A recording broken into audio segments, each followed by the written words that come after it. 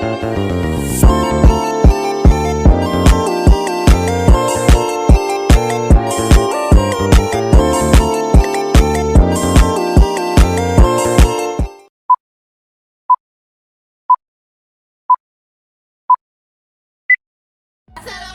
warahmatullahi wabarakatuh. Halo teman-teman, kenalkan kami perwakilan dari kelompok 6 akan membahas mengenai suprasegmental dan segmental. ya, untuk mengetahui lebih lanjut, mari kita ke videonya. Nah, jadi teman-teman, pada kesempatan kali ini kita akan membahas tentang segmental. Nah, apa sih segmental itu?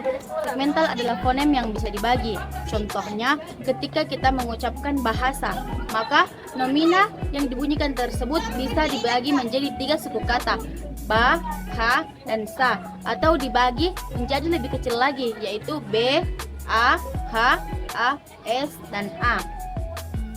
Nah, adapun unsur-unsur dari segmental ini meliputi fonem, morfem, kata, frasa, klausa, kalimat, dan juga wacana. Nah, teman-teman, adapun contoh dari segmental itu adalah misalnya dalam bahasa Indonesia, segmental melibatkan konsonan seperti B, P, T, D, dan vokal seperti A, I, dan U. Nah, adapun contohnya yaitu misalnya seperti kalimat saya makan buah.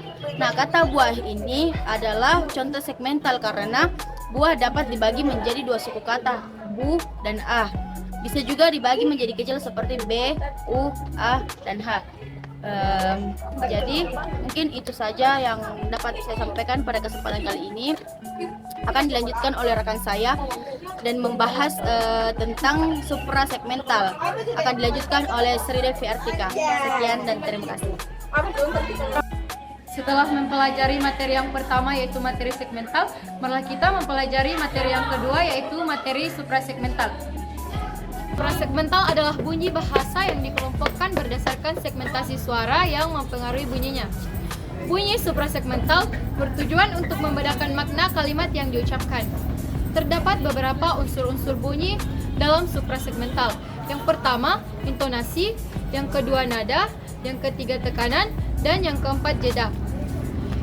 Yang pertama, intonasi adalah perubahan nada dalam pembicaraan saat mengucapkan sesuatu. Intonasi menandai jenis kalimat berdasarkan tujuannya. Klasifikasi intonasi. Yang pertama, intonasi deklaratif diujarkan dengan intonasi turun yang ditandai dengan kalimat berita atau pernyataan.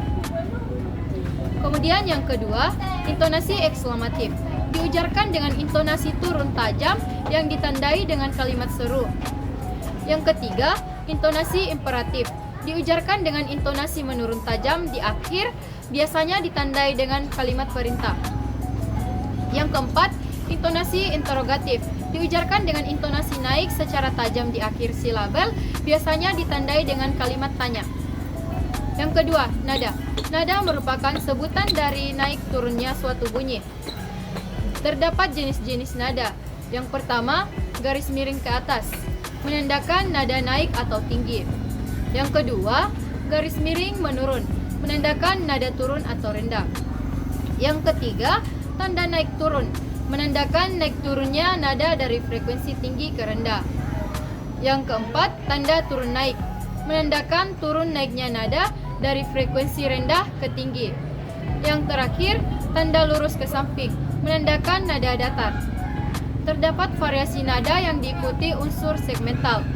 Yang pertama, angka 1 menandakan nada rendah, angka 2 menandakan nada sedang, angka 3 menandakan nada tinggi, dan angka keempat menandakan nada paling tinggi. Yang ketiga, tekanan. Tekanan berkaitan dengan otot pita suara saat mengucapkan pita suara. Terdapat jenis-jenis tekanan. Yang pertama, tanda action di atas menandakan tekanan keras primer. Yang kedua, tanda koma menandakan tekanan rendah sekunder. Yang ketiga, tanda hubung menandakan tekanan sedang atau biasa. Yang keempat, jeda. Jeda berkaitan dengan bentuk hentian bunyi dalam suatu ujaran. Jeda terdiri dari 2 macam, yaitu jeda dalam dan jeda luar. Jeda dalam menunjukkan batas antara satu suku dengan silabel lain. Sedangkan jeda luar menunjukkan batas yang lebih besar dan ditandai dengan hal-hal berikut. Tanda garis miring ke atas menandakan jeda antar kata. Tanda garis miring 2 menandakan jeda antar klausa. Dan yang ketiga, tanda pagar menandakan jeda antar kalimat.